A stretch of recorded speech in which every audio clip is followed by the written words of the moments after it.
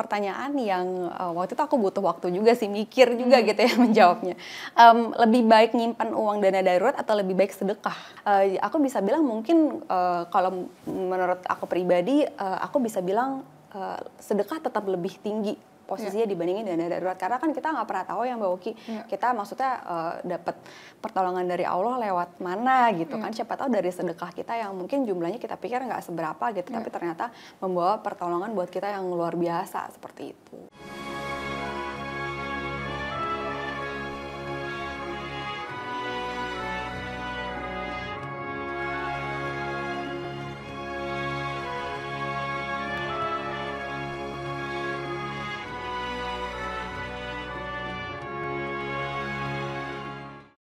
Assalamualaikum warahmatullahi wabarakatuh. Sahabat yang dimuliakan oleh Allah SWT, sahabat cahaya dimanapun berada, senang sekali saya Oki Setiana Dewi menemui sahabat semua dalam Cahaya untuk Indonesia.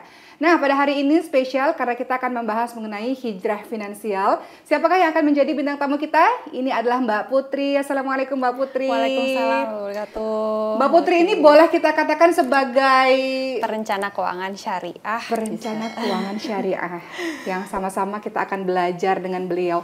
Mbak Putri sehat ya? Keluarga sehat, semua sehat? Alhamdulillah. Mbak Oki gimana kabarnya? Alhamdulillah sehat. Ini udah gak sabar karena mau belajar, karena secara pribadi betul-betul berharap dapat ilmu banyak dari Mbak Putri. Karena minimnya pengetahuan tentang finansial ini, tadi sebelum acara kita mulai ya mau belajar sama Mbak Putri.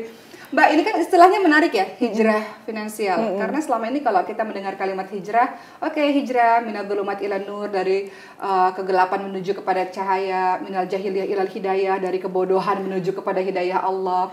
Hijrah identik dengan berpindah dari satu tempat ke tempat lain, atau hijrah identik dari mau menjadi orang yang lebih baik. Tapi ini hijrah dikaitkan dengan finansial. Apa maksudnya hijrah finansial itu? Iya, sebenarnya sih kalau misalnya secara umum memang sama Mbak gitu. Jadi intinya memang kita berusaha lebih baik lagi gitu, berpindah tempat, tapi dari sisi keuangan gitu.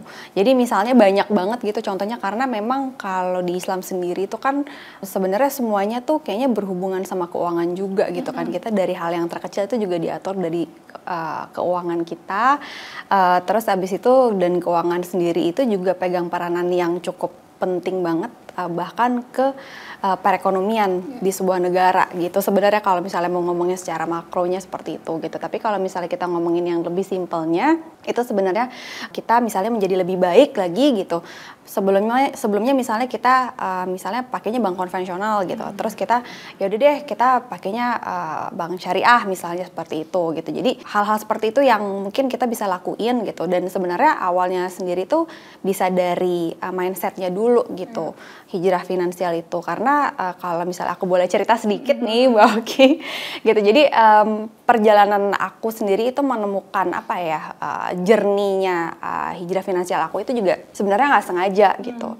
Jadi awalnya kan memang aku udah di bidang keuangan ini udah dari tahun 2012 gitu ya resminya, tapi sebelumnya memang udah suka investasi, udah suka ngulik produk-produk keuangan kayak gitu. Terus abis itu udah seiring dengan waktu gitu kan, memang kalau di financial planning gitu, itu kan memang udah ada template bakunya gitu kan Mbak. Jadi misalnya dana darurat sekian gitu, terus harus punya investasi gitu ya?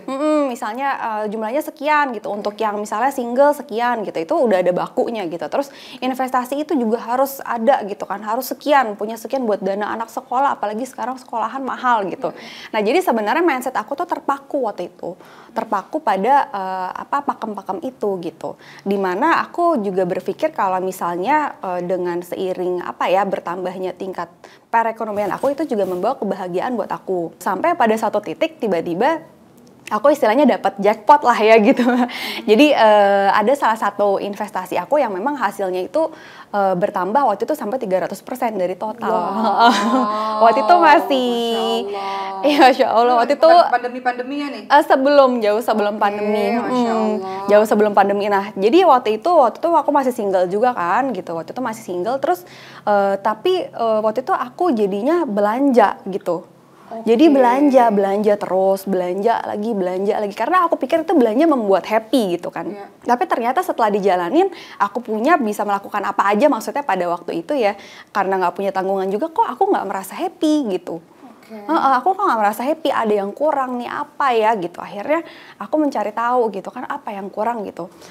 Karena waktu itu tuh bener-bener berlebihan gitu. Aku jadi misalnya kayak lipstick aja, aku pernah cerita juga sih. Jadi lipstick aja yang warnanya itu, total lipstick aku waktu itu hampir punya sampai hampir 100 gitu. Jadi ketika aku belanja itu bukan karena aku butuh, bukan karena aku punya gimana ya rasanya, kayaknya pingin gitu, karena memang udah jadi satu habit yang bahkan aku tuh nggak berasa gitu kalau aku tuh belanja tuh se-eksesif gitu. Dengan status aku waktu itu udah pegang license CFP, Certified Financial Planner. Iya, jadi bukan berarti orang financial planner itu juga sempurna gitu kan. Nah, berawal dari journey itu akhirnya aku merasa kok kayak ada yang salah gitu kan. Aku mulai deh nih. Jadi ternyata itu berhubungan semuanya gitu. Jadi lifestyle aku itu juga ikut berubah ketika aku mulai mencari sesuatu yang salah gitu. Walaupun ujungnya bukan di keuangan dulu. Waktu itu akhirnya aku hijrah mulai pakai jilbab waktu itu akhirnya mulai pakai jilbab, terus habis itu setelah itu baru tadinya aku juga kerjanya ini di bidang riba nih gitu. Terus habis itu ternyata aku dikasih jalan buat resign gitu kan. Terus habis itu ternyata aku nemuin satu buku. Waktu itu aku lagi di perjalanan, waktu itu lagi mau ke Bali gitu, ketemu temanku, terus aku ke airport kan ada toko buku gitu. Ternyata aku tertarik sama buku keuangan syariah. Berawal dari situ aku kok makin tertarik. Ternyata prinsip-prinsip yang memang ditawarin sama keuangan syariah itu baik dari sisi makro yang sisi punya impact ke negara gitu, sama yang impact ke personal itu ternyata cocok sama value aku gitu. Jadi misalnya kayak simplicity, terus modesty gitu. Hidup prinsip-prinsip seperti itu yang kayaknya aku lebih damai nih menjalankannya gitu. Akhirnya setelah dikulik-kulik, setelah mencoba mendalami lagi, makin jatuh cinta gitu.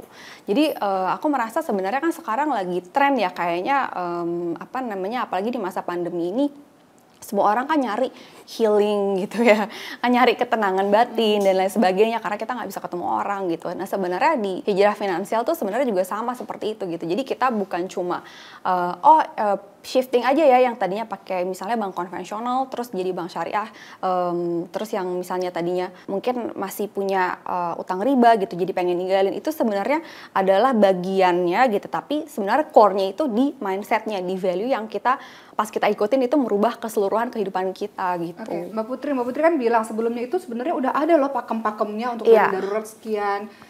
Boleh nggak dijabarin emang pakem-pakemnya itu seperti apa? Kemudian secara finansial syariahnya ini pakem-pakemnya seperti apa perbedaannya?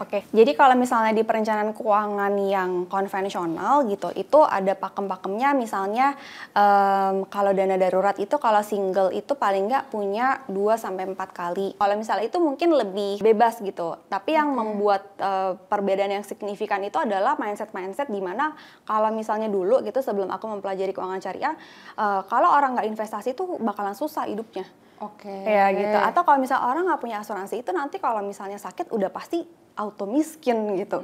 Nah itu kan sebenarnya kok kayaknya sisi tauhidnya jadi terkesampingkan gitu ya. Yang akhirnya aku melihat bahwa sebenarnya dari financial planning itu sebenarnya yang paling penting itu bukan di aktivitasnya, misalnya bukan di investasinya, bukan di asuransinya, bukan di produk-produknya, tapi lebih ke pengelolaan uangnya gitu, pengelolaan keuangannya gitu. Dimana sebenarnya pengelolaan keuangan itu adalah bentuk tanggung jawab kita gitu. Itu juga akhirnya aku dapetin setelah menjalani gitu kan, bentuk tanggung jawab kita gitu, dimana kita udah dikasih rezeki sekian gitu, bagaimana nih bentuk pertanggungjawaban kita gitu ya, dengan cara kita kelola dengan baik seperti itu. Karena misalnya kita ngeluarin zakat aja itu pakai itu panjang sekali gitu kan Mbak Oki gitu kan, panjang sekali gitu. Memang sudah diatur sedemikian rupa, dimana pas aku mencoba mendalami tentang social funding gitu, termasuk zakat, sedekah itu, Islam itu salah satu, mungkin satu-satunya agama yang punya jumlah jenis donasi itu paling banyak. Karena misalnya di agama lain itu kan ya udah donasi ya udah donate aja gitu kan gitu, sedangkan kalau di Islam iya banyak gitu kan. Jenisnya zakat aja ada beberapa, terus ada sedekah, ada wakaf dan lain sebagainya seperti itu. Jadi ketika merubah mindset bahwa sebenarnya kita perencanaan keuangan itu ya bentuk tanggung jawab kita. Bentuknya apa itu sebenarnya yang bebas gitu. Kadang-kadang kan misalnya dulu waktu kecil gitu ya, misalnya kita kalau aku gitu kan dikasih taunya ada lagu juga kalau nggak salah, menabung pangkal kaya. Kalau sedekah pangkal kaya. Iya, kalau sekarang udah berubah gitu karena udah ternyata jangan nabung, jangan semua ditabung dong gitu kan gitu. Seporsian sedekahnya mana gitu. Jadi berubah jadi sedekah pangkal kaya. Sebenarnya itu kayaknya kelihatannya kecil gitu ya Mbak Oki, tapi sebenarnya punya dampak yang luar biasa banget gitu. Tapi kalau secara idealnya itu menurut Mbak Putri ketika kita mendapatkan gaji nih, itu pembagiannya tuh baiknya seperti apa sih? Oke. Pembagian gajinya misalnya gitu ya. Dapat gaji nih per bulan, itu idealnya tuh harusnya seperti apa? Apakah langsung ini langsung ditaruh di pos kebutuhan primer, ini ditaruh untuk kebutuhan darurat, ini ditaruh untuk kesehatan, investasi, pendidikan, seperti apa tuh baiknya? Secara proporsinya seperti apa? Oke, jadi sebenarnya itu kalau misalnya memang kita tingkat pendapatan kan beda-beda gitu. Karena ada yang bilang gini Mbak, gimana bisa nabung, gimana bisa sedekah, diri sendiri aja kurang, boro-boro investasi, aduh ribet deh. Ada yang bilang gitu kan, itu gimana tuh? Jadi memang kita juga mesti melihat juga sih memang ke kondisi masing-masing gitu secara individu. Tapi kalau misalnya mau dikatakan secara general gitu, memang kita perlu memenuhi kebutuhan primer dulu sama misalnya zakat sama sedekah dulu gitu. Nanti setelah itu semua kalau misalnya memang gak ada utang dan lain-lain gitu, itu bisa investasi gitu. Karena memang di surat Yusuf ayat 43 sampai 47 itu juga yang aku pelajarin gitu Mbak Oki, itu juga sebenarnya tersirat tentang pentingnya kita buat punya dana darurat sama saving sama sebenarnya ketika kita mendapatkan income itu sebagian boleh kita pakai, sebagian kita reinvestasikan gitu. Maksudnya biarin dia berkembang biak gitu di tangkainya gitu ya, kalau nggak salah yang gandumnya itu Mbak Oki gitu. Jadi kalau misalnya secara proporsi balik lagi, kalau misalnya memang kebutuhan kita itu untuk pribadi, misalnya untuk kebutuhan sehari-hari operasional itu lebih dari 50%, itu ya berarti jangan dulu misalnya teman-teman pengen nambah mobil kayaknya perlu nih gitu. Iya gitu. Jadi kita fokus dulu memang kalau misalnya memang kebutuhan pribadi itu lebih dari 50% gitu. Karena maksimal itu paling nggak 50% gitu untuk misalnya yang bayar listrik lah, bayar apa macam-macam seperti itu. Terus abis itu 20%-nya mungkin bisa buat cadangan kita pengen nongkrong-nongkrong atau lain sebagainya, atau bahkan buat sedekah juga bisa dari situ. Yang 30%-nya itu kalau misalnya memang nggak ada kebutuhan-kebutuhan lain, pertama dana darurat dulu kalau misalnya memang belum ada gitu, kita kumpulin. Nah kalau misalnya memang nanti udah terkumpul dana darurat, mungkin pengen buka bisnis atau mungkin ada dana pendidikan tabung, dana pendidikan anak dan lain sebagainya, itu juga bisa dari situ seperti itu. Ya, Masya Allah. Tadi Mbak Putri ini menyebutkan tentang kisahnya Nabi Yusuf alaihissalam ya. Kalau teman-teman ingat kisahnya Nabi Yusuf alaihissalam itu ceritanya panjang sekali dalam Al-Quran. Tapi yang jelas pada saat itu Nabi Yusuf alaihissalam itu menyelamatkan Mesir pada saat itu disebabkan apa? Karena beliau saving makanan. Karena pada saat itu dalam keadaan yang kemarau bertahun-tahun, karena adanya saving makanan itu sehingga rakyat di Mesir pada saat itu pada akhirnya selamat. Nah ini mungkin jadi inspirasi bagi kita semua bahwa saving itu penting. Tentu saja sedekah itu penting, zakat itu harus bagi mereka yang wajib zakat. Tapi saving itu kalau terjadi apa-apa atau dana darurat mungkin ya kita bilangnya ya. Saya jadi teringat Mbak, saya punya kejadian juga yang buat saya pada akhirnya kayaknya hijrah finansial nih kalau bahasanya Mbak Putri. Pernah, ini saya nggak pernah ceritain kemana-mana. Saya pernah, namanya anak sakit tuh tiba-tiba ya Mbak, tidak direncanakan kan. Masuklah ke rumah sakit berhari-hari, 10 hari lebih kalau nggak salah. Dan ketika tagihannya keluar itu puluhan juta, dan itu shock karena nggak cukup, tabungan kita nggak cukup. Dari situ saya berpikir betapa pentingnya dana darurat, tabungan darurat, karena banyak orang yang nggak melakukan hal itu. Padahal tadi kisah Nabi Yusuf alaihissalam itu beliau menyimpan ya untuk persediaan ketika musim kemarau, orang-orang pada susah mencari makanan, pada akhirnya datang ke Mesir untuk meminta bantuan, yaitu berkat adanya bahasa kita sekarang adalah tabungan darurat atau dana darurat itu. Yang relevan juga sebenarnya pas pandemi kemarin ya. Iya benar. Itu kan kayaknya berasa tuh kita akhirnya Betul.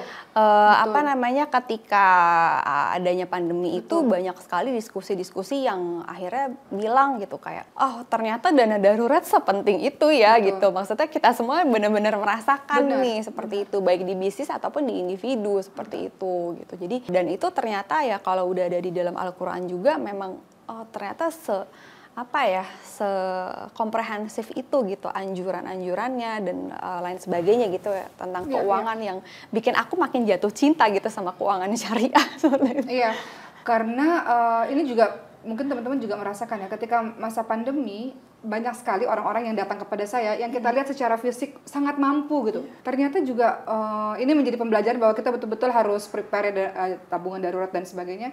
Akhirnya jadi pinjam uangnya seseorang yang kita sama sekali nggak sangka. Akhirnya kita tahu bahwa pandemi ini membawa dampak yang luar biasa bagi semua orang yang mungkin kehidupannya terlalu boros, konsumtif sehingga tidak punya dana cadangan itu tadi. Sepenting apa sih sebenarnya dana cadangan? Kalau sedekah dan zakat pasti ya, karena Allah Subhanahu Wa Taala juga banyak sekali memberitahukan informasi mengenai infak, sedekah dan sebagainya. Teman-teman lihat dalam surah Ali Imran ayat 133 sampai 135, salah satu ciri orang bertakwa adalah mereka yang menginfakkan hartanya di waktu lapang maupun di waktu sempit.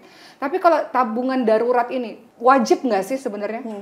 Karena kan tadi itu ada orang yang mengatakan bahwa gimana bisa nabung, aku sendiri aja kurang, tapi wajib nggak sih tabungan darurat untuk semua orang sebenarnya? Aku pernah dapat satu pertanyaan yang waktu itu aku butuh waktu juga sih mikir juga gitu ya menjawabnya. Lebih baik nyimpan uang dana darurat atau lebih baik sedekah? Iya jadi dan aku dapat dapat jawabannya itu melihat dari salah satu temanku juga gitu. Jadi memang dia itu hidupnya sederhana gitu. Terus tapi ternyata di balik kesederhanaan itu dia menyimpan maksudnya dana darurat yang cukup dan dana darurat itu dia khususkan untuk bersedekah. Gitu. Jadi ya kalau ada yang minta sedekah dia dari yang dana darurat. Iya, gitu. Jadi aku bisa bilang mungkin kalau menurut aku pribadi aku bisa bilang sedekah tetap lebih tinggi posisinya dibandingin dana darurat karena kan kita nggak pernah tahu ya Mbak Oki kita maksudnya dapat pertolongan dari Allah lewat mana gitu kan siapa tahu dari sedekah kita yang mungkin jumlahnya kita pikir nggak seberapa gitu tapi ternyata membawa pertolongan buat kita yang luar biasa seperti itu. Iya. Dan juga teman-teman sekalian ada juga yang bertanya nih lebih baik bayar hutang dulu atau sedekah. Maka sebenarnya jawabannya teman-teman sekalian kalau hutang ini kan sesuatu yang wajib untuk kita bayarkan. Kalau hutangnya sudah jatuh tempo pastinya didahulukan untuk membayar hutang terlebih dahulu. Tapi kalau hutangnya sekiranya masih jatuh temponya setahun lagi dan teman-teman yakin untuk bisa membayarnya di saat itu, ketika teman-teman sekarang punya uang berlebih ya silakan untuk bersedekah untuk membantu orang lain seperti itu. Nah kalau masalah investasi ini gimana Mbak? Karena kan sekarang banyak sekali ya investasi-investasi yang sesuai dengan syariah. Menurut Mbak Putri pentingkah untuk kita ini mengikuti investasi yang sesuai dengan syariah itu atau gimana caranya untuk memilih oh ini investasinya baik deh untuk saya ikuti atau ini jangan deh? Apa sih pakem-pakemnya? Pakem-pakemnya ya sebenarnya kalau misalnya kita melihat investasi itu sesuai ke preferensi kita gitu misalnya yang pertama ya misalnya sesuai dengan preferensi kita dalam hal gini ada misalnya contohnya mamahku gitu ya mamahku itu mungkin dia lebih suka emas gitu investasi emas misalnya ini emas batangan atau emas yang emas batangan emas batangan gitu misalnya emas batangan oh ya udah gitu dengan preferensi itu kita kalau aku sebagai perencana keuangan aku akan melihat profil resikonya juga gitu misalnya usianya sekian gitu berarti sudah tidak bisa berinvestasi di profil resiko yang tinggi seperti itu misalnya contohnya saham gitu kalaupun ada mungkin proporsinya harus diatur yang sesuai gitu sebenarnya itu pertama lalu yang kedua itu aku melihat sebenarnya balik lagi tadi Mbak Oki mungkin investasi itu tools aja gitu kan gitu tetap balik lagi yang paling utama itu adalah mengelola keuangannya gitu karena aku melihat gitu misalnya contohnya pengusaha-pengusaha di daerah biasanya itu kan wah kayaknya termasyhur gitu masyhur banget gitu di daerahnya tapi kalau misalnya aku tanya Bapak investasi nggak saya nggak investasi gitu gitu jadi terus apa gitu jadi memang apa ya begitu aku mempelajari tentang financial planning syariah ini, pola pikir aku tuh seperti diaduk-aduk gitu. Karena aku pikir ini orang tuh harus investasi gitu kan. Gitu. Tapi ternyata maksudnya yang penting adalah mengelola keuangannya gitu dan dapat berkah, dapat kehidupan yang berkah gitu. Jadi rezekinya ngalir terus walaupun sebenarnya nggak gitu ngerti tentang investasi gitu. Tapi kalau misalnya kita mau berusaha gitu ya, misalnya pasti boleh-boleh aja yang cari investasi yang sesuai dengan syariat itu hukumnya wajib yang Mbak Oki ya gitu kan, biar kita juga kan pengennya dapat returnnya kan yang berkah juga gitu. Sama satu lagi sebenarnya yang menarik itu tren 2020, tren 2021 itu ada satu terms namanya impact investing. Gitu, dimana kita berinvestasi itu kita ngasih dampak yang langsung ke yang membutuhkan. Apa itu bentuknya? Jadi misalnya yang tadi aku sempat di awal kayaknya sempat mention juga syirkah. Jadi misalnya ada satu UKM gitu di Indonesia ini kan sebenarnya kemarin itu kita bisa dibilang cukup tahan banting gitu, walaupun banyak juga yang kesulitan menghadapi pandemi, tapi kita sebagai sebuah negara itu kita cukup tahan banting karena kita disupport sama UKM. Oh iya betul.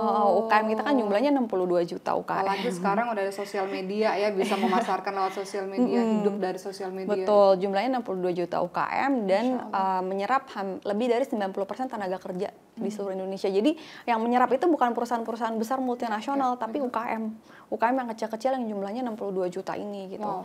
Jadi aku melihat di masa pandemi ini kayaknya mereka tuh perlu dibantu seperti itu untuk recover gitu. Jadi aku waktu kemarin sempat ketemu sama salah satu ibu-ibu gitu, pengusaha, dia kesulitan cash flow karena memang adanya pandemi ini gitu. Sebenarnya bisnisnya bagus, tapi dia tidak mau datang ke bank karena nggak mau riba gitu kan. Nah, jadi itu juga menginspirasi aku untuk ngebantu nih. Jadi ada satu platform yang sedang aku develop saat ini lagi proses perizinan itu untuk membantu UKM-UKM ini gitu. Jadi platform ini akan ngajak teman-teman gitu, siapapun yang pengen berinvestasi syirkah gitu, bekerja sama di UKM-UKM yang memang sudah diseleksi. Jadi dampaknya itu langsung dan terasa gitu. Supaya pertama kita kan kalau misalnya di misalnya di rural areas itu kan juga rentan dengan adanya rentenir seperti itu gitu. Jadi itu juga sebenarnya salah satu ikhtiar kami lah gitu supaya mencoba mensosialisasikan gitu bahwa syirkah ini konsep bisnis yang sangat bagus dan bisa membangun umat seperti itu.